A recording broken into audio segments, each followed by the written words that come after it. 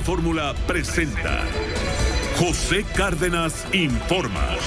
En más de 120 frecuencias de radio en México y cadenas asociadas en Estados Unidos y Centroamérica. Telefórmula en los sistemas Easy, Sky, Total Play, Megacable y otros sistemas vía satélite. José Cárdenas Informa. Todas las noticias, todas las voces. ¿Qué tal? ¿Cómo le va? Muy buenas tardes. Es el martes 15 de febrero. Hoy es el Día Internacional de los Niños con Cáncer. Y hablando específicamente de México, no podemos voltear para otra parte sin decir que en México hay la estadística fatal de 3,000 niños fallecidos por falta de medicamentos, por ende de tratamientos para el cáncer. Algo que verdaderamente duele, pero duele y avergüenza. De esto vamos a hablar un poco más adelante con todo detalle. Primero el saludo a nombre de todo el equipo que hace posible esta emisión informativa cotidiana de Grupo Fórmula Noticias. El saludo a nombre de Óscar Holguín. Óscar, ¿cómo te va? Buenas tardes. Saludos, Pepe, muy buenas tardes. Buenas tardes también para los amigos del auditorio. En este martes queremos saludar al equipo de los técnicos en la operación de radio, Álvaro López y Flavio Reyes, Ariana Reyes en televisión, Gustavo Martínez y Enrique González en el switcher. En el playout, Miguel Guevara y Claudia Hernández. Y en el generador de caracteres está Juan Carlos Cruz. Queremos agradecer a Omar Aguilar, el jefe de información de Grupo Fórmula, allá en cabina. Y también le damos las gracias, como todos los días, a Uno TV por las facilidades para la producción de esta emisión informativa de Grupo Fórmula. Ayuda sin la cual no sería posible esta emisión informativa, desde luego. Gracias, Óscar, y vamos directamente con lo importante, con todas las noticias y todas las voces, comenzando por darle a conocer los datos que ha difundido apenas hace unos minutos la Secretaría de Salud del Gobierno Federal, indicando el número de contagios y de muertes correspondientes a las últimas 24 horas. De acuerdo con esta estadística, de ayer a hoy, sume usted 21,207 nuevos contagios y 643 defunciones. Esto es en serio. 21,207 nuevos contagios y 643 defunciones en las últimas 24 horas. También le quiero informar que hubo un protocolo, hoy se aplicaron los protocolos de seguridad. Hace un ratito, en el Aeropuerto Internacional de la Ciudad de México, resulta que el vuelo 605 de la empresa Delta Airlines estadounidense sufrió la ponchadura de un neumático mientras se preparaba para el despegue. Afortunadamente no fue grave la situación, el avión regresó a la posición para que le arreglaran la llanta ponchada. Tenemos la imagen a través de Telefórmula del tren de aterrizaje de este avión de Delta con su neumático ponchado. Lo regresaron nuevamente a la posición, le digo, para repararlo. Del susto, afortunadamente, no pasó. Esto en el Aeropuerto Internacional de la Ciudad de México. Todo está operando en este momento con normalidad. Lo que no está precisamente dentro del tema de la normalidad es el clima bélico previo a una eventual invasión rusa sobre la ex República Soviética de Ucrania. Ucrania, usted sabe, se independizó de Rusia en agosto del año de 1991.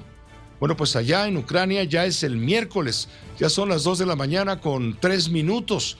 Y en este momento todo es tranquilidad y paz, cuando menos como lo muestra la imagen de la Plaza Maidan, es la Plaza de la Independencia allá en Ucrania. En este momento uno que otro automóvil está circulando, en fin. ¿Por qué es importante esta imagen? Es importante esta imagen porque, según el presidente de Ucrania, él tenía información de que la invasión rusa ocurriría este miércoles para ellos. Ya es miércoles para ellos, hay enorme expectativa. Se ha hecho un llamado a toda la población para que el miércoles, hoy miércoles, allá a las 10 de la mañana, todos los ucranianos se pongan de acuerdo para cantar el himno nacional, enarbolar banderas, lo mismo en los hogares que en edificios públicos, en escuelas, en todas partes, y que, bueno, se muestre al mundo que hay unidad entre el pueblo ucraniano ante la amenaza de la presencia de tropas militares rusas, un grueso contingente de tropas rusas en las fronteras que tiene con Ucrania. Sin embargo, Rusia hace unas horas acaba de anunciar que las tropas de la frontera con Ucrania se van a retirar, cuando menos las que están en la zona de Bielorrusia, y si no todas, una buena parte. Esta medida ha sido recibida por la Organización del Tratado del Atlántico del Norte con lo que llaman ellos un optimismo cauto, pero insisten en que aún no se ha producido cambio que permita pensar que el peligro de una invasión rusa a Ucrania ya pasó. Rusia anuncia que varias de sus unidades militares han comenzado a retirarse a sus cuarteles, todas previamente ubicadas cerca de la frontera con Ucrania. El Ministerio de Defensa ruso alega que las unidades concluyeron sus ejercicios en la zona. Al finalizar las medidas de entrenamiento de combate, las tropas, siguiendo la costumbre, realizarán marchas de forma combinada hacia los puntos de despliegue permanente. Las unidades de las circunscripciones militares oeste y sur, que cumplieron sus misiones, ya empezaron a montar en trenes y camiones y hoy se dirigirán a sus guarniciones. Y las unidades separadas marcharán solas como parte de las columnas militares. Al mismo tiempo, las Fuerzas Armadas rusas han indicado que continúan sus actividades de envergadura para la preparación de las tropas, en la que participan prácticamente todas las circunscripciones militares, las flotas y las unidades aerotransportadas. Rusia ha concentrado alrededor de 100,000 soldados, además de ingentes medios materiales en los distritos fronterizos con Ucrania. Unos 30,000 soldados rusos han participado en Bielorrusia en estas maniobras conjuntas que están planeadas para hasta el 20 de febrero. Moscú ha reforzado sus fuerzas en la península de Crimea y el Mar Negro, por lo que Ucrania tiene fuerzas rusas posicionadas junto a todas las fronteras, salvo en la zona sur, que es a donde, de acuerdo con las órdenes del gobierno ucraniano, serán desplazados sobre todo extranjeros radicados en suelo ucraniano. Entre ellos hay varias familias mexicanas, unas 30 y tantas, según ha informado la Secretaría de Relaciones Exteriores, pero en un momento le tengo todo este detalle. Pero primero le quiero informar que el presidente Joe Biden ha advertido sobre una guerra sangrienta y destructiva si Rusia invade Ucrania. La semana pasada le dijo a la cadena NBC de Noticias en Estados Unidos que sería una guerra mundial. El presidente de Estados Unidos ha dicho que un ataque ruso a Ucrania sigue siendo una posibilidad, pero que aún no pierde la esperanza de llegar a una solución diplomática. Armando Guzmán está en Washington, enlazado en este momento. Allá son las 7 de la noche con 7 minutos. Armando, ¿cómo te va? Muy buenas noches para ti. ¿Qué tal, Pepe? Mucho gusto en estar contigo. Déjame decirte que hoy las cosas cambiaron y el presidente Joe Biden propuso llegar a una solución negociada. Lo mismo está haciendo Vladimir Putin en Rusia. Eso fue lo que le dijo al canciller de Alemania, al señor Scholz. Ahora, lo que ocurre es que también tienen que llegar a discutir un punto que sea común. Y este punto que es común es Ucrania y qué es lo que va a ocurrir con Ucrania en los próximos meses y en los próximos años. Ahora, todo está basado en un enorme malentendido del que te voy a hablar en un momento, pero antes, lo que los rusos han estado haciendo es supuestamente sacando a sus militares y sacando a sus tropas. Estados Unidos, sin embargo, duda que estos movimientos de tropas para sacarlos de la posibilidad de invadir a Ucrania sea cierto. Y lo que tienen dudas es si lo que están haciendo es reposicionando a sus soldados y a su equipo. Mientras no haya una verificación de que en realidad están retirando las tropas y están dejando de ser una amenaza para Ucrania, las tensiones van a continuar. Ahora, el presidente Biden le dijo hoy a Rusia: no somos enemigos de ustedes, no tenemos cañones ni misiles en Ucrania y Ucrania tampoco tiene ningún interés en ser enemigo de Rusia. Desde el comienzo de esta crisis he sido absolutamente claro y consistente. Estados Unidos está preparado al margen de lo que suceda. Estamos preparados con la diplomacia para trabajar diplomáticamente con Rusia, nuestros aliados y socios, para mejorar la estabilidad y la seguridad de Europa.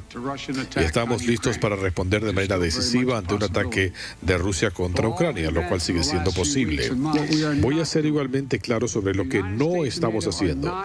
Estados Unidos y la OTAN no son una amenaza para Rusia. Ucrania no es una amenaza para Rusia. A los ciudadanos de Rusia, ustedes no son nuestros enemigos. Y no creo que ustedes quieran una guerra sangrienta contra Ucrania, un país y un pueblo con el que comparten nexos familiares, históricos y culturales. Ahora, te decía yo que hay un malentendido en todo esto, porque todo se ha iniciado con esta acusación de parte de Vladimir Putin de que Ucrania quiere ser parte de la Organización del Tratado del Atlántico Norte. Bueno, resulta que Ucrania no podría ser porque no califica para ser miembro de esta organización en la que ya hay 30 países. Y no califica porque hay varias reformas internas que deberían hacer, en las que debería haber una garantía de democracia dentro de Ucrania, que no existe, una garantía de anticorrupción, que no existe, y una garantía también de libertad de empresa, que tampoco existe. Mientras esto ocurra, la OTAN no puede admitir a Ucrania. Entonces, todo esto lo estamos viendo desde un enorme malentendido en el que, de todas maneras, Ucrania no podría ser parte de la organización. Y Vladimir Putin lo que está utilizando todo esto es para crear un nuevo ambiente y para tener mucho más influencia en las decisiones que se toman en el este de Europa. Así es como se está viendo la negociación, así es como están las cosas, pero hoy definitivamente, esta noche sí te puedo decir que la amenaza de una guerra se ha disminuido de una forma bastante considerable. Eso es lo que te tengo hasta ahora, Pepe. Regreso contigo a la ciudad. Gracias, Armando. Claro que sí. Gracias hasta Washington. Por supuesto, como siempre, contando con tu comunicación e información y análisis también y comentarios. Mire, parte de la negociación donde se da privilegio a la diplomacia antes de la vía militar está ocurriendo hoy, o ha ocurrido hoy en horas pasadas allá en Moscú, cuando el canciller alemán Olaf Scholz se reunió precisamente en un diálogo con Vladimir Putin para buscar, le digo, una salida no bélica al conflicto de la crisis ucraniana. El canciller alemán Scholz se reunió en el Kremlin con Putin, quien ha hecho muchos reproches a Occidente, aunque asegura que no quiere la guerra. Esto es lo que dio a conocer hoy Olaf Scholz al hablar justamente con los medios de comunicación en Moscú. Tensión, pero sin cerrar puertas al diálogo en la visita de Olaf Scholz a Moscú para buscar una salida pacífica a la crisis ucraniana. El canciller alemán se ha reunido en el Kremlin con el presidente ruso Vladimir Putin, quien ha hecho muchos reproches a Occidente, aunque asegura que no quiere la guerra. ¿La queremos o no? Por supuesto que no. Precisamente por eso presentamos propuestas para un proceso de negociaciones. Putin afirma que Occidente no ha respondido positivamente a sus exigencias de garantías de seguridad y ha acusado a la OTAN de querer reforzar la suya a costa de otros países. El canciller alemán ha insistido por su parte en la necesidad de una rápida desescalada para evitar el peor de los escenarios. Para mi generación, la guerra en Europa se ha convertido en algo impensable y debemos asegurarnos de que siga siendo así. Es nuestra mayor obligación como jefes de Estado y de Gobierno evitar una escalada bélica en Europa. Hasta aquí la parte de los diálogos que buscan la negociación por la vía diplomática para terminar con esta amenaza. ¿Qué está pasando con los mexicanos en Ucrania? Hay 32 familias de mexicanos. Esto lo ha dado a conocer la Secretaría de Relaciones Exteriores. ¿Qué está pasando con las bolsas en los mercados financieros occidentales en el mundo? Todo esto lo vamos a comentar con usted si nos acompaña después de una pausa muy, muy breve. Internet. Pues le comentaba hace un momento antes del corte sobre el panorama de los mercados financieros, sobre todo en Europa. Soplan vientos de incertidumbre. Tenemos contacto en este momento con Jorge Suárez Vélez. Él está ya en la ciudad de Nueva York, es economista y desde luego analista financiero. ¿A qué se está exponiendo, Jorge? Muy buenas tardes. ¿A qué se está exponiendo el mundo con esta incertidumbre a la que hemos hecho referencia? Hola, Pepe. Mira, yo creo que lo primero que hay que considerar es el entorno en el que hemos estado. Como tú sabes, Estados Unidos acaba de reportar su cifra de inflación más alta en 40 años. Y los mercados financieros están nerviosos porque hemos tenido básicamente, digamos, una especie como de viento de cola en prácticamente todo este siglo. Es decir, tasas de interés bajando, bancos centrales inyectando liquidez en los mercados. Recientemente tuvimos también a los gobiernos haciendo grandes estímulos fiscales. Toda esta liquidez ha beneficiado mucho a los mercados. La bolsa de Estados Unidos, por ejemplo, la década pasada tuvo su mejor década en la historia, subió 250%. Y la gran pregunta que los inversionistas se hacen es, ¿qué pasa en los mercados cuando empieces a retirar esta liquidez? Y esta liquidez se tiene que liquidar, pues, pero retirar porque pues traes la inflación más alta en 40 años. ¿Esto qué tiene que ver con Ucrania? Tiene que verlo todo. O sea, tiene que ver con la posibilidad de que si Rusia se lanza contra Ucrania, esto podría tener un impacto levantando los precios de hidrocarburos en todo el mundo. Tendría un impacto de corto plazo, digamos, por interrupciones de abasto de gas y petróleo que provienen de Rusia, pero también tiene un impacto de más largo plazo, porque Rusia es el gran abastecedor de gas para Europa. Hay un gasoducto que estaba planeado, el Nord Stream, que va de Rusia a Alemania. Es un gasoducto de enorme importancia porque en la administración de Merkel se cerraron muchas plantas nucleares en Alemania, tienen una gran dependencia de este gas, y lo que básicamente el gobierno alemán ha dicho es, si Rusia invade Ucrania, no vamos a autorizar ya la construcción de ese gasoducto. ¿Cómo le haría entonces Alemania para satisfacer su necesidad por gas? Pues lo que está empezando a hacer es demandar gas de Estados Unidos. Estados Unidos ha estado invirtiendo marchas forzadas en plantas para licuar gas y está mandándolo por barco a Europa. Y este es un proceso que de cancelarse este proyecto, pues va a implicar que mucho del gas de Norteamérica se empezará a ir hacia Europa. En cierta medida, eso puede tener incluso un impacto para México, porque hoy México es uno de los grandes consumidores de gas de Estados Unidos por precisamente los ductos que tenemos que provienen de ese país. Ahora, Jorge Suárez Vélez, hay noticia de que la cotización de la mezcla mexicana de petróleo de exportación ronda los $90 por barril. Esto ya se empieza a sentir, como tú bien dices, como un efecto, más los que tú estás ahora citando. ¿Tú crees que el ciudadano común debe estar preocupado por todo esto? Yo creo que la preocupación es porque, dada la muy baja inversión que ha hecho Pemex en las últimas décadas y dado el error que se hizo al sacar a las petroleras privadas de este proceso para tratar de incrementar la producción petrolera de México, pues somos un importador neto de petróleo. Es decir, estos altos precios de la mezcla mexicana pueden tener un efecto positivo para Pemex, pero tienen un efecto negativo que es mucho mayor del lado de la Secretaría de Hacienda.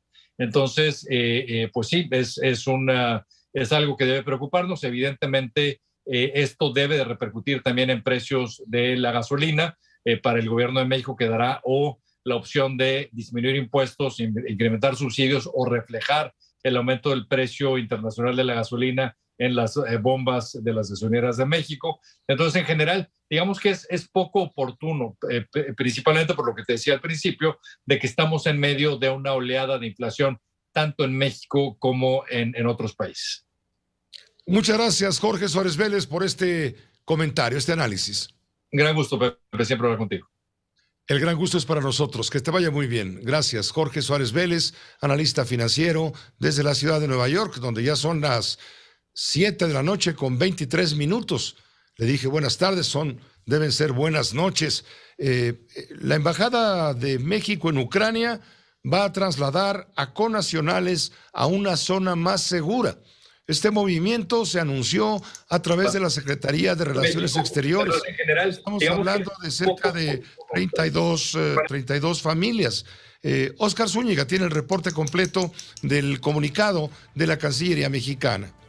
Hasta este martes 15 de febrero, las 98 familias mexicanas que residen en Ucrania tienen para confirmar su salida de Kiev para ser trasladados este miércoles a una ciudad del suroeste de ese país que hace frontera con Polonia para mantener su seguridad. A través de su cuenta de Twitter, el canciller mexicano Marcelo Ebrard escribió que ha instruido a la Embajada de México en Ucrania proceda a apoyar el movimiento hacia el sur del país de 32 familias que así lo han solicitado para estar en un lugar más seguro. Cabe señalar que la embajada pagará el costo de traslado, hospedaje y alimentación por un periodo de 7 días. Si en ese tiempo las tensiones han bajado, serán llevados de nueva cuenta a Kiev, pero si la tensión aumenta, entonces será el momento para que abandonen el país. Algunos mexicanos que residen en aquella nación, como Yair Brenis, dice que seguirá realizando su vida normal en Kiev hasta que no se dispare la primera bala, y en caso de que estallara el conflicto armado, su opción sería acudir a la embajada mexicana. Además, ya cuenta con una maleta preparada donde tienen sus documentos en original. Para el día 16 movernos a una ciudad que está cerca de la frontera con Polonia. Dentro de estos 7 días, yo dije que cuando cruce el primer soldado, se dispare la primera bala, es cuando yo voy a salir. No voy a salir del país de inmediato. La embajada pide a los connacionales que mantengan la calma y también se les ha pedido que si tienen la opción de viajar a otro país, lo hagan. Algunos de ellos ya han cotizado vuelos y los precios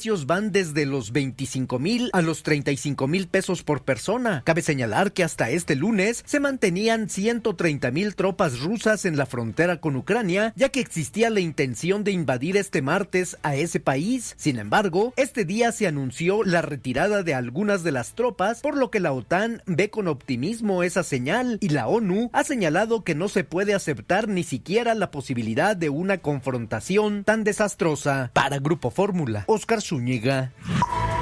Hasta ahora no se reporta ningún movimiento de las familias mexicanas radicadas en suelo ucraniano, pero ya está el protocolo para apoyarlas de ser necesario y trasladarlas a la zona sur de Ucrania, cerca de la frontera con Polonia, como ha dicho la Cancillería, y por supuesto minimizar el riesgo o el peligro para nuestros connacionales.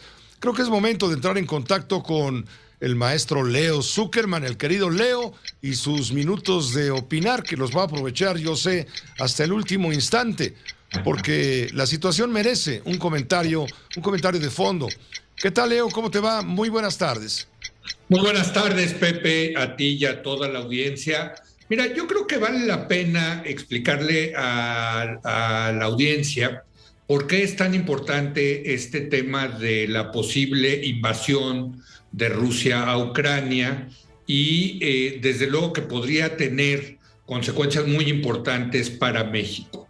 Déjame empezar con Ucrania. Ucrania es un país de Europa Oriental chico, Pepe, es más o menos del tamaño de Texas en Estados Unidos, tiene una población de 41 millones de personas y un Producto Interno Bruto similar al de México, ¿no?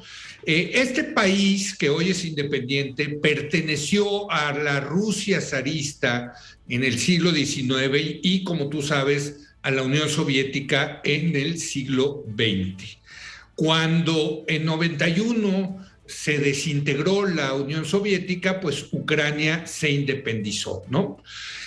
No obstante, hay que decir que hay muchos rusos viviendo en Ucrania y además a Moscú siempre ha considerado a Ucrania como un buffer, como un territorio de seguridad para defenderse de posibles invasiones de Occidente. Hay que recordar que por las planicies ucranianas entraron sin ningún problema a invadir Rusia, pues nada menos que Napoleón en el siglo XIX y Hitler en el siglo XX. Ahora, con la desintegración de la URSS, como te digo, Ucrania se acercó a sus vecinos de Occidente, del oeste, dejando a un lado sus lazos históricos con los rusos. En lo económico hubo coqueteos para unirse a la Unión Europea, Pepe, pero esto es lo más importante. En lo militar se empezaron a llevar a cabo negociaciones para ver si entraba Ucrania a la Organización del Tratado del Atlántico Norte, la OTAN, esta alianza que se creó en 1949 durante la Guerra Fría para, de alguna manera, mantener a los países de Occidente unidos militarmente en caso de una invasión soviética. Ahora, una vez que se colapsó la URSS, se unieron 3 exrepúblicas soviéticas a la OTAN. Me refiero a los países bálticos, a Lituania, Estonia y Letonia, y esto no le gustó nada a los rusos. Los rusos dijeron, esto no puede ser, y desde luego no vamos a aceptar que el siguiente que se una a la OTAN sea Ucrania. Y bueno, en ese sentido, los rusos siempre han estado muy incómodos con la independencia de Ucrania y con los coqueteos de Ucrania hacia Occidente. Y mira, Pepe, recordarle a la gente que en 2014 el ejército ruso invadió parte del territorio de Ucrania, que es la península de Crimea, y la conquistó y se la anexó. O sea, ya hubo una primera intervención y no le pasó nada, hay que decirlo, a Rusia por haberse quedado con Crimea, y esto le granjeó una gran popularidad al presidente ruso Vladimir Putin, quien llegó a tener hasta tasas de aprobación de más del 90%, Pepe. Entonces, la pregunta es si se va a atrever en 2022 Putin ahora a volver a invadir, ahora sí, todo el territorio de Ucrania, para volver a subyugar al pueblo ucraniano por parte de Rusia, como ocurrió en el siglo XIX con el Imperio Ruso, y en el siglo XX con la Unión Soviética. Todo parecía indicar hace unas horas, Pepe, que así sería. Los mensajes que se mandaron es que era inminente la invasión del ejército ruso a Ucrania. Afortunadamente, en las últimas horas ha habido una distensión, Pepe, como tú lo has reportado muy oportunamente en este noticiero. Al parecer se han desescalado las tensiones y todo indica que Putin no va a invadir Ucrania, pero, Pepe, en cualquier momento esto vuelve a escalar. Y termino mi comentario diciendo, si es así, va a haber una gran incertidumbre en el mundo con respecto a este conflicto allá en Europa del Este, y esto podría tener consecuencias muy importantes económicas para todos los países, incluyendo México. ¿De qué estamos hablando? De un menor crecimiento económico en la economía mundial y, como lo mencionó Suárez Vélez, de un incremento en los precios de las materias primas, de manera muy importante el petróleo, que está por llegar a $100 el barril, y eso tendría consecuencias muy importantes para los precios relativos en México y en particular para las finanzas públicas, porque el gobierno del presidente López Obrador tendría que salir a subsidiar el precio de las gasolinas para mantener su promesa de no subir el precio de la gasolina, por lo menos en términos reales, por lo menos de la gasolina magna, de la gasolina verde, porque la gasolina roja, Pepe, pues no sé si ya se dieron cuenta nuestro público, pero ya está entre 25 y 27 pesos el litro, porque esa no está subsidiada, Pepe. Muchas gracias, Leo. Gracias por este comentario, por estos minutos de opinar. Muchas gracias, Pepe. Muy buenas noches. Gracias y felicidades por tu 12º aniversario en tu programa de televisión. Que te vaya muy bien. Gracias, te lo agradezco, Pepe. Buenas noches. Fuerte abrazo, buenas noches. Después de corte vamos a comentar con usted todo lo que dijo hoy el presidente de la República cuando asegura que le ha mandado una carta al Instituto Nacional de Acceso a la Información, al INAI, para que le diga cuánto gana el periodista Carlos Loret. Amenaza con exhibir facturas para demostrar riqueza del periodista y su familia. Dice que el periodista se ha dedicado de manera permanente a calumniarlo y afectar su calidad moral y detener el proceso de transformación del país. Iremos con Sara Pablo con un resumen. Dice, por cierto, hace un momento el vocero presidencial Jesús Ramírez Cuevas, quienes se dicen atacados y perseguidos al ser exhibidos por promocionar noticias falsas o defender intereses políticos y económicos no pueden alegar censura. El pueblo mexicano tiene derecho a saber la postura del presidente López Obrador sobre los temas de interés público. Es lo que dice el vocero presidencial, Jesús Ramírez Cuevas. En un momento, los detalles.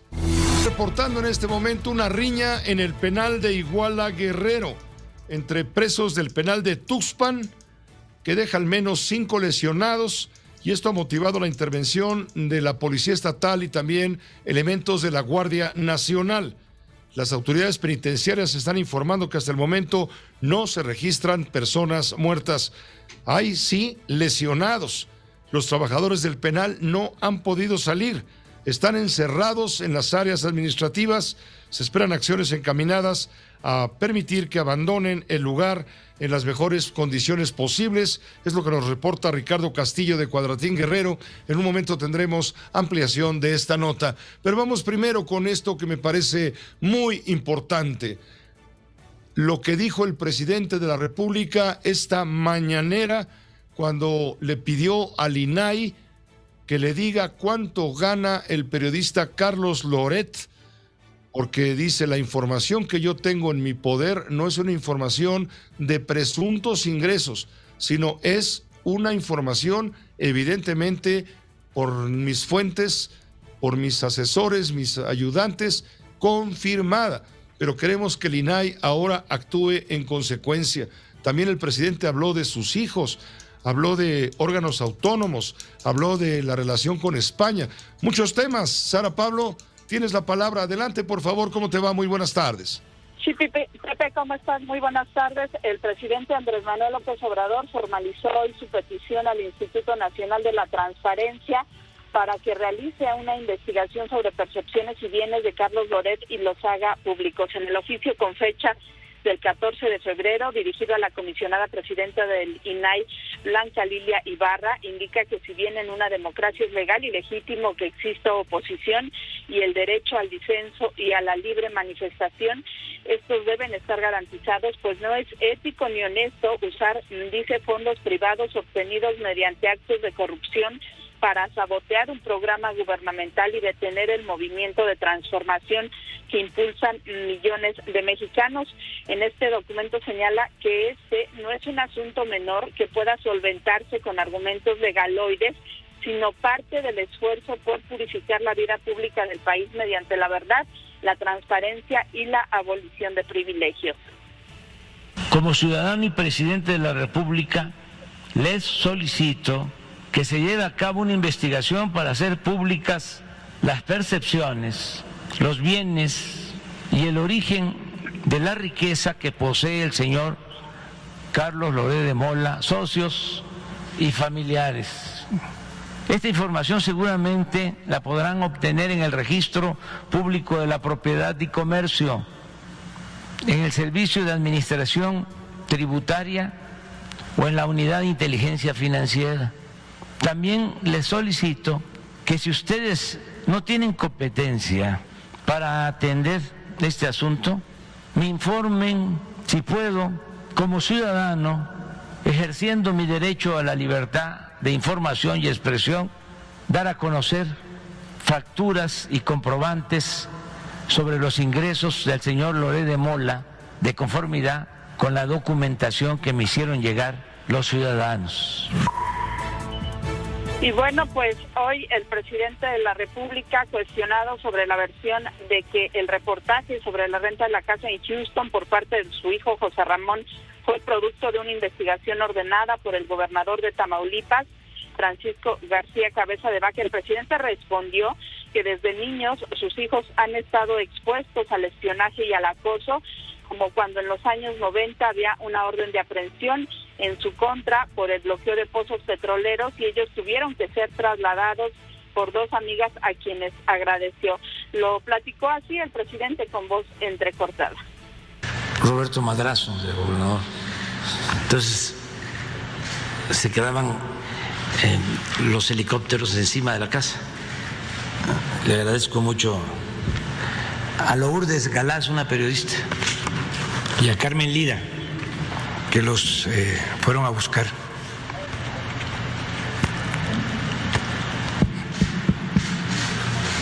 a mis hijos, ¿no? Entonces ya ellos saben qué es esto. Me da mucho orgullo que resistan. Y se han portado bien, aunque saben de que una cosa es lo familiar y otra cosa es el servicio público. Lo saben perfectamente. Mientras yo he sido dirigente, ellos no han ocupado un cargo, porque ese es el acuerdo que tenemos. Sabemos muy bien. Y yo les pido pues que se sigan portando bien como lo están haciendo, y agradezco al Creador de que no pintan para ser como el hijo de José María Morelos, del cura Morelos, que tuvo un hijo, Juan Nepomuceno Almonte, que se volvió traidor y se pasó al bando de los conservadores. Eso es todo. Y bueno, pues así terminó la conferencia el presidente, pero a lo largo de ella también habló del caso de España, aclaró que no hay una ruptura con el gobierno de España y que esta pausa pues es con aquellas empresas que abusaron a través de contratos y mediante el influyentismo. Bueno, ya hemos dejado en claro que nosotros respetamos mucho al pueblo español, que una cosa es el pueblo español, otra cosa es el gobierno y otra cosa es la monarquía. Son distintos y respetamos mucho al pueblo español, y también otras cosas son las empresas españolas. Y la única queja, el único cuestionamiento es de que se abusó en otros tiempos de nuestro país y se le consideró como tierra de conquista. Se decide entonces sobre los contratos, o sea, la pausa será a contratos de empresas españolas, esa es, no diplomático, no político, solo las empresas españolas y los contratos y el influyentismo. Pues ahí, Pepe, la aclaración del presidente después de varios días de polémica, el reporte que tengo. Muy completo. También habló de las empresas, de los órganos, debo decir, órganos autónomos. Sara Pablo se refirió al IFETEL y a la COFESE, a la Comisión Federal de Competencia Económica. Dijo el presidente, deben dejar de existir. ¿Cómo fue lo que lo dijo? Sí, el presidente de la República pues hoy señala que estos órganos son altamente costosos, que es una especie de gobierno paralelo, ha señalado también en varias ocasiones, y que pues de plano no deberían existir, deberían desaparecer. Sin embargo, sostiene que pues ya no hay tiempo para una reforma constitucional que lleve justamente a su desaparición, pero se pronuncia el presidente pues porque en un futuro esto realmente pueda ocurrir a través de una reforma administrativa. Muchas gracias Sara Pablo, gracias por la información. Hasta luego, Pepe, buenas noches. Buenas noches, una mañanera tupida de información, sobre todo por el tema de los hijos del presidente, de la petición al Instituto Nacional de Transparencia Informativa, en fin, toda esta situación. Ahora, ¿qué está pasando o qué pasó también prácticamente al mismo tiempo en el Senado de la República en la sesión de hoy? Resulta que senadores integrantes de la bancada del Partido Acción Nacional tomaron la tribuna del Senado para exigir que se investigue al hijo del presidente, José Ramón López Beltrán, aunque la presidenta del Pleno del Senado, Olga Sánchez Cordero, dijo que se había acordado discutir primero la miscelánea. Los legisladores del PAN tomaron la tribuna y no dejaron que ningún senador tomara la palabra. Israel Aldave, tú estabas ahí de testigo, adelante. Así es, Pepe, ¿qué tal? Gracias, muy buenas tardes. Un acalorado debate fue el que se registró este día aquí en el Senado de la República por este tema, Pepe, el de la Casa Gris, como se le conoce a la residencia donde habitó el hijo mayor del presidente Andrés Manuel López Obrador, José Ramón, en Houston, Texas, en los Estados Unidos. Como tú lo señalabas, Pepe, la bancada del Partido Acción Nacional, al iniciar prácticamente la sesión, pasadas las 12 del día de este martes, tomó literalmente, Pepe, la tribuna. Aquí colocaron pues una réplica en cartón de esta residencia en Houston, Texas, con todo y a la verga. Esto, Pepe, a manera de protesta para que Morena accediera a discutir como uno de los principales temas en la sesión de este martes, todo lo referente a que los panistas afirman es a todas luces un caso de corrupción al seno de la familia presidencial. Estaban tan caldeados, Pepe, los ánimos, que la presidenta de la Cámara, Olga Sánchez Cordero, tuvo que decretar un receso. De entrada se dijo que sería solamente de 15 minutos, pero el mismo Pepe se prolongó hasta cerca de 4 horas. En estas 4 horas los coordinadores parlamentarios estuvieron negociando de qué manera se iba a llevar a cabo este debate, al cual Morena finalmente pues accedió que se discutiera el tema en la máxima tribuna del país. Los legisladores de todos los grupos parlamentarios reingresaron al salón de plenos, pero continuaban los ánimos muy calientes. Berta Carabeo, del Movimiento de Regeneración Nacional, fue la primera en abrir el debate y así defendió al jefe del Ejecutivo y criticó a los panistas. Son unas majaderas, groseras, cirqueras e irrespetuosas. El Senado merece un debate de altura, no su grilla de alcantarilla. Lili Telles, del Partido Acción Nacional, así respondió a estas críticas de las morenistas. Presidente, le advierto que usted no está por encima de la ley. Y en defensa de los periodistas que denunciaron la Casa Gris, le advierto que su juramento inaugural era para cumplir con la Constitución. Pero se ha convertido usted, señor presidente, en un violador serial de la Constitución. Estas declaraciones, Pepe, pues aumentaron más el calor en el debate. Antares Vázquez, del Movimiento de Regeneración Nacional, también así subió a defender al jefe del Ejecutivo y a su familia. Les falta barrio, ¿eh? Y no nada más les falta barrio en México, les falta barrio en Estados Unidos. Les falta barrio en Estados Unidos para enterarse de cómo se renta una casa allá. Deberían pedirle una asesoría a Ricky Riquín Canallín. ¿Por qué si allá anda prófugo? ¿Por qué no todos son Anaya? Sería muy bueno, ¿verdad? Pero Ricky Riquín Canallín sí sabe que allá para rentar una casa en Estados Unidos no se trata de particular a particular. Hay agentes inmobiliarios que son profesionales del área y que uno no tiene nunca trato con la persona en particular. Pero Héctor Vasconcelos, también del grupo mayoritario, subió a la tribuna, Pepe, para hablar sobre los hijos del presidente de la República, a quien afirma los conoce desde chicos. Conozco a los hijos del presidente de la República desde hace muchos años. Los he visto crecer. Fui testigo de cómo durante su adolescencia y juventud dedicaron quizá lo mejor de su tiempo a luchar porque México tuviera la posibilidad de una transformación de fondo. Lo que puedo decir es que cualquier padre o madre mexicanas estarían orgullosos de tener hijos de tal integridad y de tal vocación social. Hay, Pepe, el debate registrado este día en la Cámara Alta, en donde la mayoría de Morena pues se impuso junto con sus aliados políticos, y esta solicitud por parte del Partido Acción Nacional para que se lleve a cabo una investigación a fondo de este caso, pues simple y sencillamente, Pepe, fue rechazada con los votos de la mayoría de Morena, el Partido Verde, el del Trabajo y también de Encuentro Social. Para la anécdota, Pepe, quedó este debate.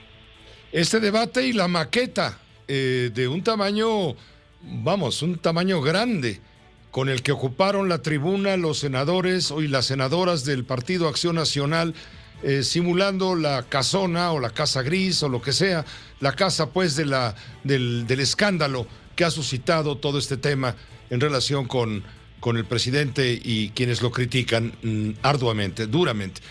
Por cierto, hoy hubo protestas de compañeros reporteros, informadores en la Cámara de Senadores justamente por este mismo asunto. ¿Es así? Sí, así es, Pepe, como tú muy bien lo señalas, fue justamente cuando la bancada de Morena, para ser precisos, los conocidos como los duros, que encabeza, entre otros, César Cravioto, daban una conferencia de prensa, Pepe, y aquí fue donde los compañeros de los medios de comunicación, pues a manera de protesta, se retiraron de esta conferencia de prensa. Y es que aquí vale la pena señalar, Pepe, que la semana pasada, y justamente, pues este día, una de las senadoras que integran este grupo llamado de los duros de Morena, Imelda Castro, pues arremete en contra de los comunicadores, de los periodistas. Hoy, por ejemplo, Pepe, pues nos dijo que a veces no teníamos ni para el camión y que ganábamos 6,000 pesos mensuales. Ellos dicen que estos periodistas son a los que apoya el Movimiento de Regeneración Nacional, y estas pues palabras, por supuesto, Pepe, pues hasta cierto momento ofensivas, fueron las que provocaron justamente que en el medio de esta conferencia de prensa, antes de que iniciara, los compañeros de los medios de comunicación pues nos retiráramos de esta, Pepe. ¿Tú participaste en la protesta? Sí, por supuesto, Pepe, en solidaridad con los compañeros periodistas. Y es que también la semana pasada, Pepe, hay que recordarlo, justamente cuando se hablaba de este tema, pues estas senadoras agredieron posteriormente a través de sus personas que los acompañan, de sus trabajadores, a través de las redes sociales, a los compañeros que habían sido críticos en torno a este tema, Pepe. Muchas gracias por el reporte completísimo. Que estés muy bien, Israel Aldave. Como siempre, a tus órdenes, Pepe, buenas tardes. Gracias, buena tarde. La crónica desde el Senado. Y en la Cámara de Diputados también hubo protestas de reporteros y de informadores. Está Maru Rojas en la línea, tenemos contacto contigo, Maru, te escuchamos, adelante. ¿Qué tal, Pepe? Muy buenas noches. Efectivamente, hoy todas las iniciativas que se están votando, incluso ahorita se está votando una tercera iniciativa para convertirla en ley, ha sido motivo de referencia de la oposición para hablar de la Casa Gris, pero para defender también al gremio periodístico. No nos podíamos quedar callados después de que con 266 votos a favor y 219 en contra, se aprobaron reformas para dar más poder a la UIF, a la Unidad de Inteligencia Financiera, para el bloqueo de cuentas y de bienes sin que medie orden judicial alguna. Sí, Maru. Creo que se ha perdido la comunicación, se ha cortado la comunicación. Bueno, mientras tanto, le voy a comentar en lo que recuperamos a mi compañera Maru Rojas en su crónica desde del recinto legislativo. ¿Ya está en San Lázaro? Adelante, Maru. Sí, Pepe, te decía que la UIF va a tener mayor facultad. Los ordenadores hoy se daban tiempo para defender no solamente que se aclarara lo de la Casa Gris, sino también para defender al gremio periodístico, Pepe. Es por ello que Armando Melgar Bravo fue el presidente de la Comisión de Hacienda el que presentó esta iniciativa, pero José Yunes Zorrilla advirtió que la persecución será contra todos los mexicanos, violando la Constitución, así lo dijo. Estamos incurriendo en una regresión histórica, pero sobre todo estamos abriendo una puerta peligrosa en donde desde el Estado estamos dotando de instrumentos que servirán para perseguir, para lastimar, para transgredir. Y eso será válido para todos. Nadie se salvará, porque nadie es para siempre y nada es para siempre. Y ahora que la UIF tenga esta facultad para abrir cuentas, para congelar bienes, advertía el PAN que los periodistas podríamos ser los primeros en ser investigados. Así lo advertía el diputado Ríos Rivera. Que no viene a fortalecer el Estado de Derecho, que viene a fortalecer solamente la decisión presidencial y que se puede utilizar, como lo estamos viendo, simple y sencillamente como un brazo persecutor, como un brazo que venga a inhibir la libertad de expresión, como ya lo estamos viviendo en nuestro país, como lo estamos viendo en los diferentes medios de comunicación, y que además el presidente de la República hoy pone el mal ejemplo, persiguiendo, señalando a las y los comunicadores. Pero lo más triste, que los están matando. Y sí nos están matando, Pepe, por ello los comunicadores decidimos que si los diputados estaban dándonos el pie para defendernos a nosotros mismos, saliéramos cuando Morena tomara la palabra para la defensa de esta ley que en estos momentos se está votando. Una ley para regresar el dinero de los partidos políticos sin que sea fiscalizado, regresarlo a la banca del gobierno, en la cantidad que cada partido quiera, desee, pero sin fiscalización y sin saber a dónde van a ir esos recursos. Es por ello que pues salimos a lo que se conoce como el corral de la ignominia y lanzamos la consigna prensa libre, libertad, y uno de los compañeros gritó 1 minuto de silencio para todos nuestros compañeros que han sido asesinados. Los diputados federales guardaron silencio, se sumaron. También el canal del Congreso, porque quitó el audio durante lo que duró nuestra protesta. Una de las diputadas del PRI, desde su curul, lamentó que el audio del canal del Congreso se haya silenciado mientras esta protesta, y los diputados de PRD, PAN, Movimiento Ciudadano y PRI gritaban, no están solos, mientras duró la misma, Pepe. Pues gracias por la crónica de lo ocurrido hoy también en San Lázaro, en estas protestas de los informadores. Que estés muy bien, Maru Rojas. Buenas noches. Gracias, buenas noches. Bueno, también le debo de comentar que a través de redes sociales, los senadores, y vuelvo con el tema de los senadores de Morena y aliados, dieron a conocer una carta en donde exaltan los valores del presidente de la República, diciendo que él encarna la nación y quienes se oponen a él son traidores a la patria. De ese tamaño. Publicaron esta carta, le digo, y aseguran que el presidente López Obrador simboliza los ideales de la nación, la patria, el pueblo, la independencia, la soberanía, y por ello quienes se oponen a López Obrador son mercenarios y traidores a la patria. No son más que un puñado de mercenarios que al ver sus privilegios mancillados luchan con todo su poder económico para que prevalezca el viejo régimen. Esto dijeron 53 de los 61 representantes populares de Morena en el Senado. No fueron todos, pero casi todos. La mayoría de este grupo parlamentario en el Senado suscribió el pronunciamiento y destacan entre ellos, Olga Sánchez Cordero, la presidenta de la mesa directiva del Senado, Ricardo Monreal, Nestora Salgado, Marta Lucía Mitcher, Susana Harp, Napoleón Gómez Urrutia, César Cravioto Romero, Alejandro Armenta, Higinio Martínez, Ernesto Pérez Astorga. Dijeron incondicionalmente al presidente de la República, lo respaldamos. Aseguramos que la cuarta transformación no se detiene y no se detendrá la derecha corrupta, y lo acompañan del hashtag AMLO no está solo. Para el grupo parlamentario, el presidente López Obrador encarna a la nación, a la patria y al pueblo. Sus opositores buscan detener los avances para darle al pueblo de México un futuro más digno. Consideramos los constantes ataques en contra del presidente, encabezados por conservadores que perdieron sus privilegios. Condenaron lo que llaman las calumnias, el ataque mediático y la polarización de la oposición. Aseguraron que mantienen la frente en alto porque apoyan a los ideales de justicia, igualdad y fraternidad que encabeza nuestro presidente. Así que los que se oponen al presidente son traidores a la patria. Es lo que dice la mayoría de los senadores de la bancada de Morena. ¿Usted qué opina? Nos permite una pausa, piénselo y regresamos en un momento. Tenemos en este momento información que tiene que ver con la inminente elección de presidente del Consejo Coordinador Empresarial, órgano cúpula de cúpulas del sector privado. Esta elección está programada para el próximo 2 de marzo. Será electo quien sustituirá en el cargo al actual presidente del Consejo Coordinador Empresarial, Carlos Salazar Lomelín. Hay dos aspirantes, hay dos candidatos, ya nos lo había comentado el propio Carlos Salazar.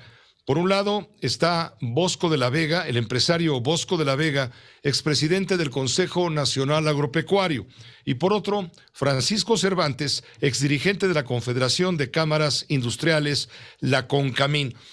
Agradecemos mucho a Bosco de la Vega, al ingeniero Bosco de la Vega, tener la comunicación con usted y con nosotros en este momento. Ingeniero Bosco, ¿cómo estás? Muy buenas noches ya. Muy buenas noches, mi estimado Pepe, con el gusto de estar con ustedes, con su auditorio, esperando que sus familias están bien y gracias por la oportunidad. Muchas gracias, gracias. Pues está por darse un movimiento importante en el sector privado, en un momento ciertamente difícil en la relación del empresariado con el régimen de la Cuarta Transformación. ¿Cuál es tu visión de esta situación y vamos, qué es lo que tú propones? Pues, ¿cómo debe de ser el próximo presidente del Consejo Coordinador Empresarial? ¿Alineado con Palacio Nacional o alineado con los intereses del empresariado? Pues mira, le acabas de dar el tema oral. Yo traigo un proyecto que es el 22-23 y reconociendo lo que tú mencionaste, que atravesamos momentos de definiciones, México y su sociedad han cambiado. Y también el sector privado cambiará pronto su liderazgo. El proyecto que propongo pasa una ruta para dar mayor pujanza y capacidad al órgano del CFE. Este proyecto tiene 4 ejes. Primero, trabajar.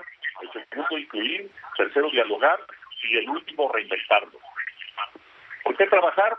Pues para que el sector privado aproveche mejor las circunstancias del concepto global, como es el caso de las diferencias China-Estados Unidos, que es una gran oportunidad para México integrarse en las cadenas de valor y aprovechar los otros tratados de libre comercio. Potenciar los tratados comerciales internacionales. Lo haremos con liderazgo, firmeza y trabajando hombro con hombro con las autoridades. Llámale Telecue, Alianza del Pacífico, CEPE, TPP, el propio TEMEC, que yo creo que son los tratados que le dan fortaleza a México en estas circunstancias. El tema de inclusión, para que todas las voces del sector privado sean escuchadas y construyamos en unidad las prioridades de la agenda empresarial del país. Aquí me refiero a las grandes empresas, pequeñas y medianas también, a las mujeres, a los jóvenes emprendedores y sobre todo a los empresarios regionales y locales. El tema de dialogar, para construir una tercera vía de interlocución con los gobiernos que evite la confrontación y la sumisión. Ahí lo que te puedo decir, Pepe, es que los empresarios necesitamos que los gobiernos, para poder construir buenos negocios, y los gobiernos necesitan los empresarios para que impulsemos empleos, creemos oportunidades y desarrollemos el país también vía la recaudación. Y esta tercera vía es de respeto institucional, de acompañarnos en nuestras coincidencias y de reflexionar en las diferencias. La apuesta es significar el papel de los empresarios. México necesita fortalecerse y los empresarios somos claves. Y el último tema, reinventarnos. Claro. Para que desde el CFE tengamos un proceso de institucionalización que dé continuidad a los logros alcanzados a este organismo después de 46 años de haber sido creado.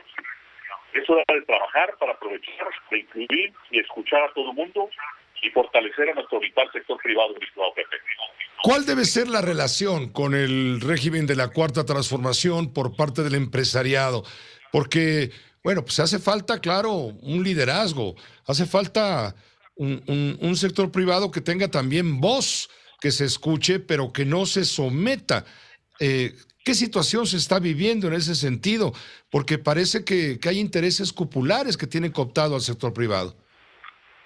Bien, aquí el tema es no a la confrontación, no tampoco al sometimiento. La tercera vía que propongo es un tema de continuidad, es un tema de respeto, es un tema de integrarnos en grupo, pero siempre con también firmeza. Necesitamos firmeza del sector privado. Los organismos que pueden compensar, nosotros no somos oposición, pero sí el sector privado es un contrapeso, como son los organismos autónomos del Estado, como son las ONGs, como es el Congreso también. Entonces, el sector privado necesita jugar un papel histórico en los momentos que está viviendo México y darnos certeza de que en el periodo de la siguiente administración México transite y que vayamos con un régimen de paz, de estabilidad y de futuro para todos. ¿Cómo va a terminar esta idea de que el Consejo Coordinador Empresarial está prácticamente secuestrado por los intereses de los grandes empresarios y se olvida de que el empresariado nacional es una pirámide y se olvida de los que están en medio, de los que están abajo? Pues mira, el tema de inclusión, yo pienso atender, en caso de llegar a CFE, el tema de la pequeña, mediana y grande empresa. Son vitales los grandes empresarios, pero no deciden todo tampoco. No voy a negar que no tuve fácil el acceso a esta campaña, pero a través del entendimiento y del diálogo hemos construido. Yo entiendo lo que me explicas, pero lo que te quiero dar las seguridades es que voy a ser, en caso de llegar a la presidencia, un presidente de inclusión y de buscar los equilibrios internos y la democracia del sector privado en México. ¿Cómo van tus preferencias frente a las aspiraciones que tiene Francisco Cervantes, tu expresidente de Concamín, quien es tu único adversario? Pues mira, afortunadamente mi alma mater, mi organismo base es el Consejo Nacional Agropecuario, que fue quien me registró. Coparmex se ha sumado también. Estoy en práctica con las otras organizaciones, entonces estamos en campaña, esto lo sabremos el día 2 de marzo, pero estoy haciendo el mejor de mis esfuerzos, queriendo sumar y contribuir a la democracia del sector privado y contribuir también a un México de bien, un México de contrapesos, un México donde el sector privado tenga un papel digno en la economía, que sea respetado y que respete al Ejecutivo, al Legislativo y al Judicial. Y pues bueno, ese es el camino que creo que debe tener la iniciativa privada en un momento histórico. Y pues yo estaré dispuesto, como lo he hecho desde que inicié estos procesos, desde 1991 participé en el Telecán, posteriormente en el Telecue en el año 2000, luego en la Alianza del Pacífico, luego en Telecue 2.0 y luego ya como presidente del Consejo Nacional Agropecuario en el Tele. Siempre negociando, siempre respetando la autoridad, pero también con firmeza, Pepe, que esa parte nos está haciendo falta al sector privado. Tu propuesta, finalmente, en pocas palabras, es un diálogo respetuoso con el gobierno de la Cuarta Transformación, pero sin sometimiento, dándole voz al empresariado, a los medianos, pequeños empresarios, claro, sin descuidar, claro, a la cúpula empresarial. Esa es la propuesta, básicamente, de establecer un contrapeso con la representación que significa el Consejo Coordinador Empresarial. Con eso me quedo en este momento como una idea, Bosco. Me parece muy precisa tu definición, pero yo agregaría nada más, respetando nuestros valiosos tratados de libre comercio, que nos den certidumbre jurídica y normativa a la inversión nacional y extranjera en este país, que es base del crecimiento y del futuro de México. Pues te agradezco mucho, vamos a ver cómo transcurre la elección y ojalá tengamos oportunidad, ganes o pierdas, tengas oportunidad de compartir con nosotros esta experiencia al frente en tu aspiración para convertirte en presidente del Consejo Coordinador Empresarial por los próximos, tengo entendido, 3 años. Es afirmativo, Pepe, gracias por la oportunidad y también reconocer su liderazgo en formar opinión también y el papel tan importante de los medios de comunicación en ser contrapeso también en este país. Muchas gracias, Bosco, que te vaya muy bien. Hasta luego, muy buenas noches. Buenas noches. Es el ingeniero Bosco de la Vega, candidato a la presidencia del Consejo Coordinador Empresarial, el líder del Consejo Nacional Agropecuario. También hablaremos, claro, con el otro aspirante en su momento. Nos permite una pausa muy breve, ya anda por ahí la doctora María Amparo Casar, y con ella vamos a hablar de este asunto que tiene que ver con la Fiscalía General de la República, que determinó ayer, si no me equivoco, que el único responsable del tema de los sobornos de la multinacional Odebrecht ha sido Emilio Lozoya Austin, quien está en prisión y va a pedir la Fiscalía 46 años de cárcel contra él y 23 contra su madre, que tuvo que ver en todos los manejos de cuentas. ¿Y cómo se vincula todo esto con Ricardo Anaya Cortés, ex candidato del PAN a la presidencia de la República, hoy fuera del país, quien está siendo acusado de haber recibido precisamente sobornos a través de sobornos de Emilio Lozoya para votar a favor de la reforma eléctrica del expresidente Enrique Peña Nieto? En un momento. Telefórmula. En este momento con la doctora María Amparo Casar, siempre, lo sabe usted bien, a todas horas en su juicio, a quien saludo de verdad con todo el afecto que merece. María Amparo, muy buenas noches. ¿Qué te parece si le entramos a lo que planteamos antes del corte? El tema Fiscalía General de la República, Emilio Lozoya, acusaciones que Emilio Lozoya no pudo configurar involucrando a personajes como Enrique Peña Nieto o el exsecretario de Hacienda Luis Videgaray, y ahora que también está vinculado con el tema de la persecución judicial en contra de Ricardo Anaya, ex candidato del PAN a la presidencia. ¿Cómo armas todo este rompecabezas, a tu parecer? Muy bien dicho, es un rompecabezas, Pepe. La acusación del exdirector de Pemex tiene más de un año y sorprende la conclusión a la que llega el día de ayer la investigación de la Fiscalía General de la República, en la que decide que solamente Emilio Lozoya y su familia fueron los únicos destinatarios de los sobornos, en el caso que todos conocemos como Odebrecht. Y sorprende porque en la declaración jurada que presentó, ya como te digo, hace más de un año, Emilio Lozoya, involucraba a estos dos personajes, quizá los más importantes que tú mencionas, pero involucraba pues también a nuestra querida periodista Lourdes y pues a más de 60 personas con nombre y apellido, y que tiene además, no se nos olvide, al senador Lavalle en la cárcel, con una prisión preventiva que, pues desde el punto de vista de la mayoría de los juristas, no merecía por solamente la declaración de Lozoya. Y a esto, como bien dice, se le agrega el asunto de Ricardo Anaya, que 4 veces se ha pospuesto la famosa audiencia, la última porque el juez tenía COVID, pero el día de ayer simplemente Anaya no asistió. Mira, Pepe, pues no lo culpo, no le vaya a pasar lo mismo que a Rosario Robles, que violando toda la legalidad lleva 2 años, ya cumplió desde agosto del año pasado 2 años sin sentencia, y la ley marca que cuando estás en prisión preventiva y no te han dictado sentencia, te deberían de liberar.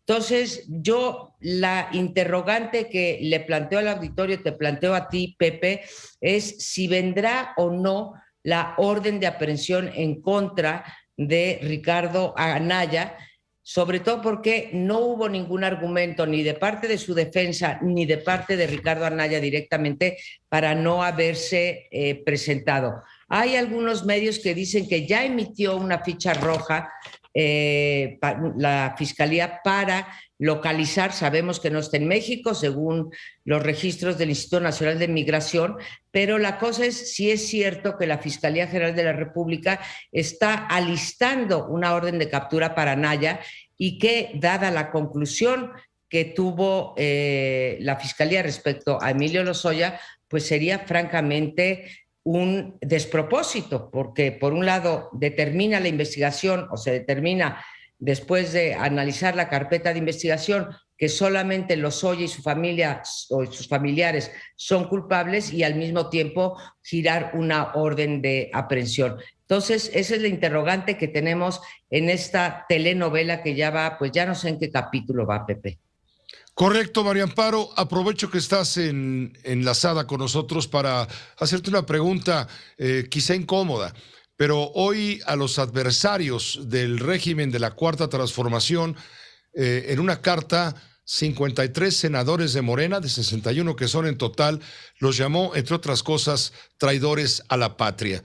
Tú estás en un organismo autónomo, bueno, no es autónomo porque no pertenece al Estado mexicano, no. Es una organización, es un tanque de pensamiento, pues, que ha sido tiroteado con cierta frecuencia por afinidades con Estados Unidos, con los adversarios del régimen, etcétera. ¿Tú te sientes una traidora a la patria? Desde luego no, Pepe. Después de la mañanera de hoy me di a la tarea de ver cuál es el delito de traición a la patria. No te lo leo porque es muy largo, pero todo tiene que ver con efecto, aliarte con un gobierno extranjero o formar parte de un grupo armado para ir en contra de los intereses, la soberanía, la independencia de México. Te imaginarás que ni siquiera tendría yo que aclarar que no es el caso. Se nos acusa también de recibir dinero del gobierno de los Estados Unidos de Norteamérica, pero también es como un absurdo, Pepe, porque en efecto Mexicanos contra la Corrupción recibe dinero no solo de Estados Unidos, sino de otros países, para, como reciben, bueno, pues universidades, el CID, el Colegio de México, etcétera, pero paradójicamente también recibe el gobierno de México y recibe, bueno, ya quisiera yo recibir una décima, bueno, no que te digo una décima, una milésima parte de lo que recibe el gobierno de México de ese mismo organismo que es USAID, que depende del Departamento de Estado. El hecho es que nos atribuye el presidente López Obrador a Mexicanos contra la Corrupción de estar haciendo una labor de zapa, dijo hoy en la mañana, en contra del proyecto de transformación. Yo, Pepe, pues me conoce hace mucho tiempo, no me meto en proyectos políticos y desde luego Mexicanos contra la Corrupción no trabaja ni para descarrilar, como lo ha dicho en otras ocasiones, ni mucho menos para hacer labor de zapa en contra del presidente López Obrador o de su gobierno. Lo dejo muy claro, pero en fin, ahora están las cosas muy revueltas con la prensa. Pero no, Pepe, difícilmente podrían acusarme del delito de traición a la patria, cuando pues además se castiga con entre 5 y 40 años de cárcel. ¿Cómo calificas o cómo comentas, porque tienes derecho, ya que has sido aludida, aquellos senadores que de manera directa están apoyando al presidente, diciendo que el presidente de la República es el representante del Estado mexicano, que es la patria, que están con él y que van con todo contra los usurpadores, contra los mercaderes, en fin, todo lo que dijeron los senadores hoy en la Cámara? Mira, son representantes que no se les olvide de la nación, aunque estén agrupados en el grupo parlamentario de Morena, y me parece bien, esto es parte, vimos también el comunicado de los gobernadores morenistas de apoyo al presidente López Obrador, me parece muy bien que lo apoyen. Ahora, de ese apoyo a descalificar a los que no están en el movimiento de Morena, de todo aquello que acusan a estas personas como traición a la patria, pues hay un gran trecho. Está bien que se expresen, que le expresen su apoyo a López Obrador, pero pues esto es parte de este movimiento que se ha dado a raíz de la investigación que hicieron Latinos y Mexicanos contra la Corrupción, precisamente sobre el hijo de López Obrador. Más noticia, me parece que los medios que estaban cubriendo el Senado, Pepe, apagaron sus audios y sus cámaras porque no iban a tolerar los insultos que trae ese comunicado a nosotros, los comunicadores, periodistas, comentaristas, etcétera. Eso me llamó la atención. La verdad, mucho valor haber hecho eso y dejar de cubrir el evento. Entonces, pues el presidente es el presidente de todos los mexicanos, los que están a favor y los que están en contra de su gestión de gobierno. No personalicemos las cosas.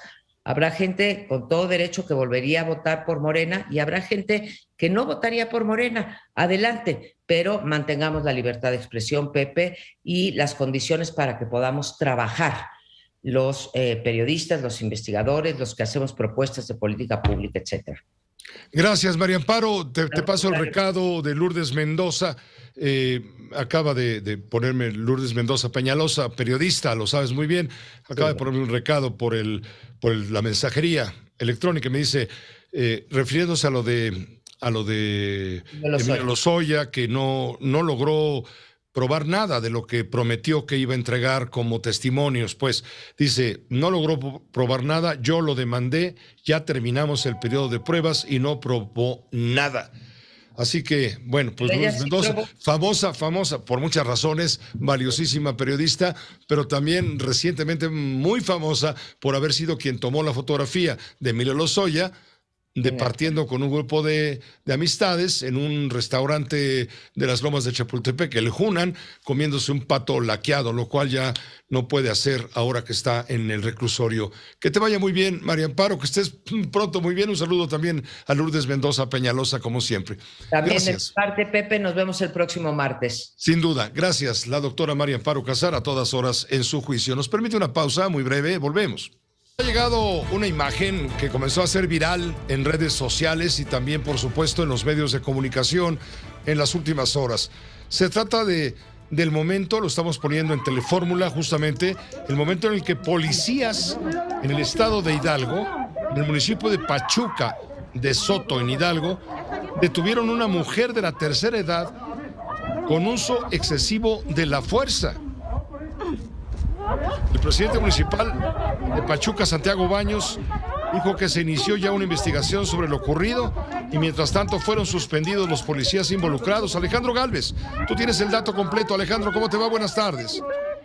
¿Qué tal, Pepe? Muy buenas tardes. Pues efectivamente, como tú lo estás mencionando, Pachuca hoy es nota nacional, desafortunadamente por estas lamentables imágenes que tú estás proyectando. Y pues te comento que el presidente municipal de Pachuca, Sergio Baños, dio a conocer que se ha iniciado prácticamente una investigación y ya se pidió la intervención de la Secretaría de Seguridad Pública y otras áreas del ayuntamiento, luego de los hechos de uso excesivo de la fuerza de la Policía Municipal en contra de una persona de la tercera edad. Esto ocurrió en el fraccionamiento Punta Azul, en la capital hidalguense. Mediante un comunicado reiteró que los elementos de la corporación involucrados en los hechos violentos fueron separados de sus funciones junto con el director de la Policía Preventiva, Rubén Gama, y puestos a disposición para proceder a hacer las indagatorias correspondientes. Alejandro, fue un exceso de brutalidad policíaca, no justificado de ninguna manera, independientemente de lo que pueda haber ocurrido. Me refiero a la razón por la cual los policías detuvieron a esta mujer. Parece que fue un pleito ahí de alguna índole. La forma como se van encima de ella y ella simplemente, mira, ponemos el sonido un poco más fuerte. Ella simplemente dice, ya, párenle, no, me están lastimando.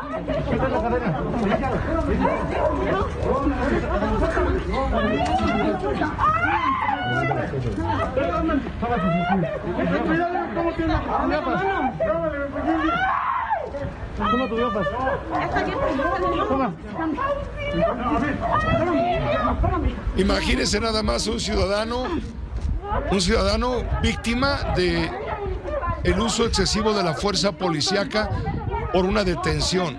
Una mujer de tercera edad, por supuesto.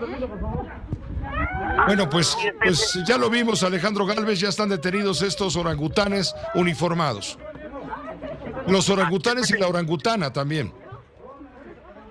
Sí, el mismo presidente municipal, a través de un comunicado, Pepe, te comento que él reconoció que efectivamente hubo exceso en la fuerza, en la detención de esta mujer, quien, de acuerdo pues a la versión que se ha filtrado ahí también a los medios, todo ocurrió debido a que personal de reglamentos de espectáculos del Ayuntamiento de Pachuca acudió precisamente a un negocio que fue reportado como uno debido a que obstruía la República, una banqueta. Llegaron los personal de reglamentos de espectáculos a clausurar este negocio, de donde salió esta persona, pues estás viendo que fue detenida, fue metida por los policías.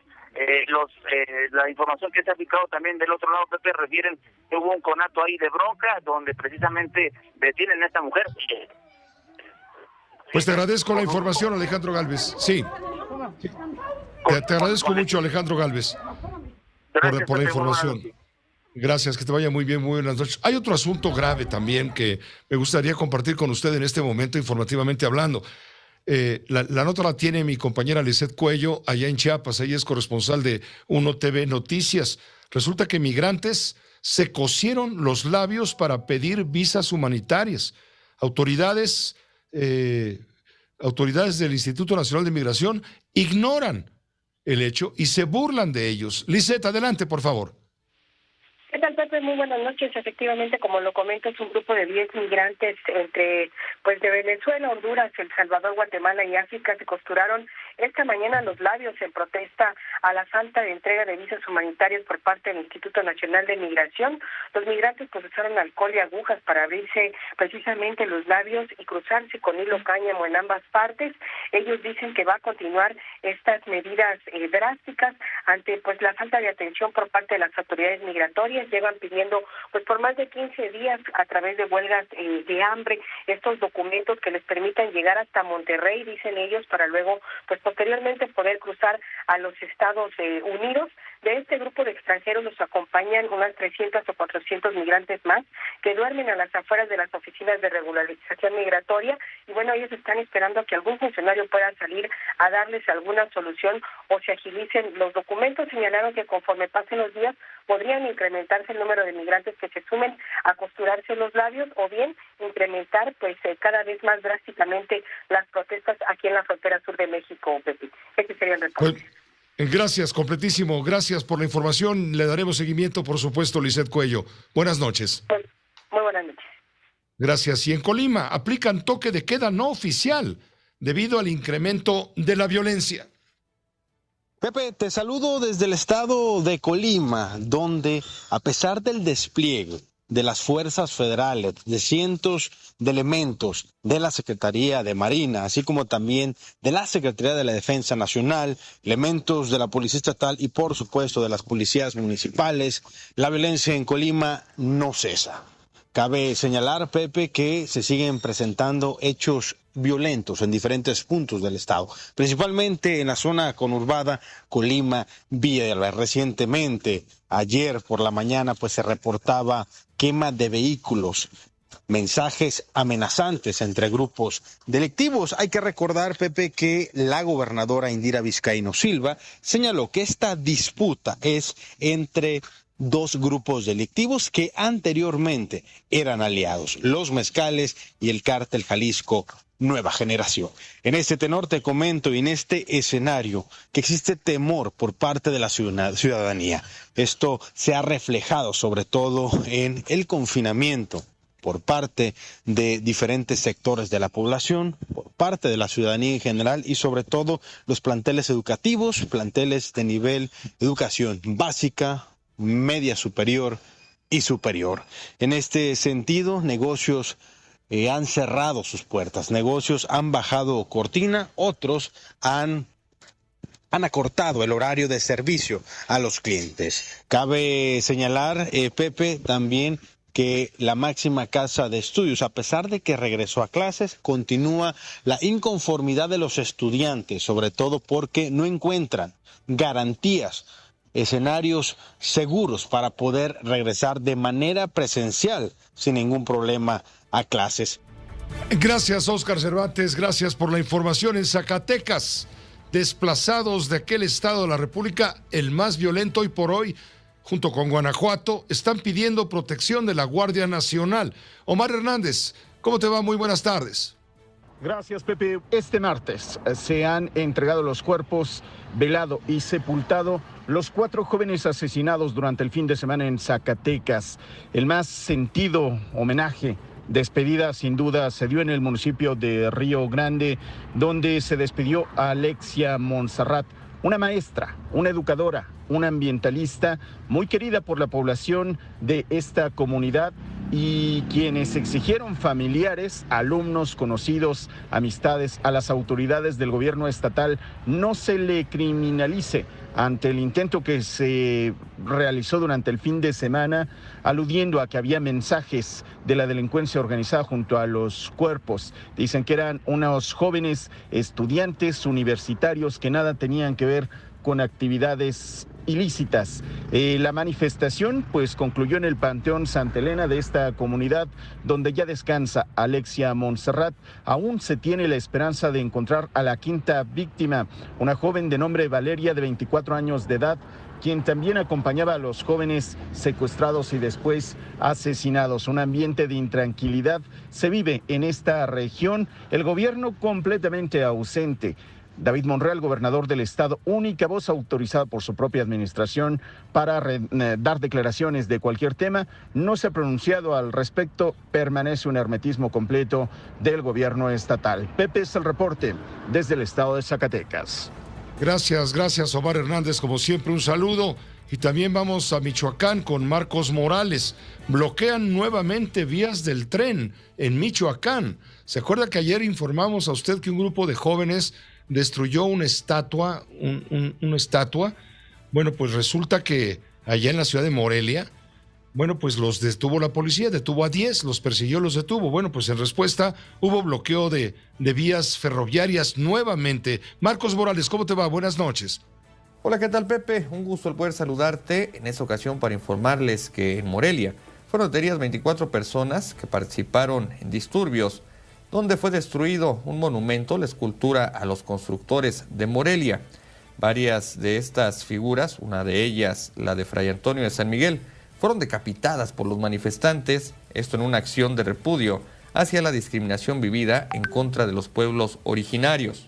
Luego de estos actos vandálicos, los manifestantes huyeron en un vehículo que previamente había sido despojado a su conductor, un autobús, siendo retenidos por la policía municipal en la salida hacia Pátzcuaro.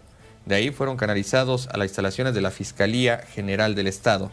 Esta situación derivó en múltiples bloqueos, principalmente en la ciudad de Uruapan, donde entradas y salidas al municipio fueron cerradas con vehículos de carga. Además, también se registró una situación similar en varios puntos de la meseta purépecha. Mi querido Pepe, es la información. Gracias, Marcos Morales, gracias por esta información de lo que ocurre allá en Michoacán. Tenemos contacto con Ricardo Castillo. ¿Cómo va el asunto de la riña de reos en el penal de Tuxpan, allá en Iguala, Guerrero? Adelante, Ricardo. Hola, Pepe, buenas noches. Al menos 5 heridos de gravedad.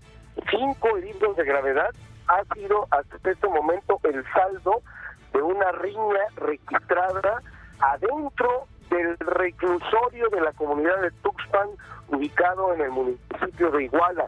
Los primeros informes indicaron que el incidente había ocurrido aproximadamente a las 3 de la tarde.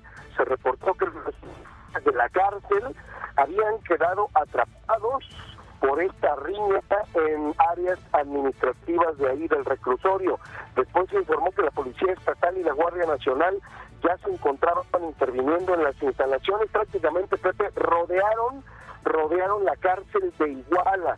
Hasta este momento, Pepe, no hay como más información, pero bueno, sí te puedo confirmar que se salió de control prácticamente esta riña campal que se produjo entre reos que buscan el control del reclusorio, de la cárcel, pues, de Iguala, aquí en Guerrero. Repito, al menos 5 presos se encuentran graves, sin que hasta este momento se haya identificado o se haya especificado si fue por un arma punzocortante o por la golpiza o por armas de fuego. Pepe, la información desde...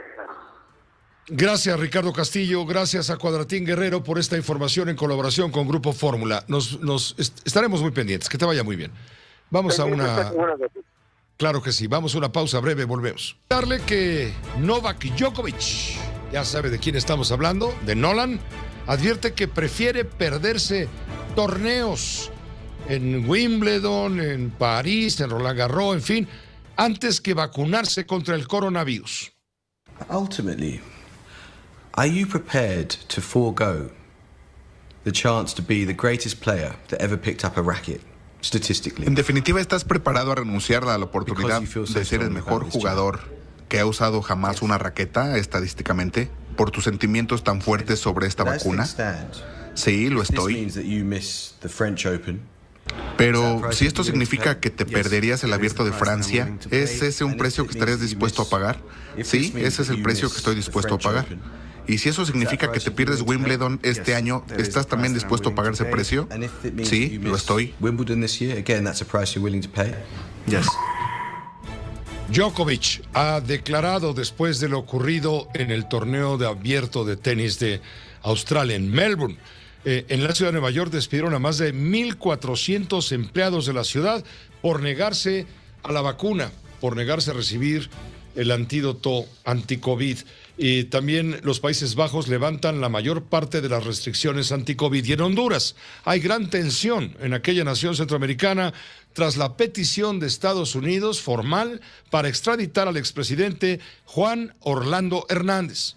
Bajo fuerte presencia policial están en este momento trasladando al exmandatario Juan Orlando Hernández por narcotráfico. Igualmente, según los casos que se le siguen a este exmandatario de Honduras, está posesión, fabricación y distribución de sustancias controladas con el conocimiento que serían importadas ilegalmente a Estados Unidos. Reiteramos la información, en este momento están sacando al exmandatario Juan Orlando Hernández, o lo están trasladando desde su hogar por delitos de narcotráfico. Igualmente, el exmandatario es señalado por el uso o porte de armas de fuego en la conspiración para la importación de narcóticos. De igual manera, al exmandatario hondureño se le acusa por conspiración por el uso o porte de dispositivos destructivos entre los años 2004 y 2022. José Cárdenas informa. Todas las noticias, todas las voces. Pues hasta aquí lo más importante en las noticias. A nombre de todo el equipo, gracias por su atención, su confianza y todo lo demás. A continuación, en estas frecuencias de radio, sintonice usted la fórmula financiera. Lo esperan los periodistas Mari Carmen Cortés, Pepe Yuste y Marco Antonio Mares, y en Telefórmula, Leonardo Curcio. Gracias y hasta mañana.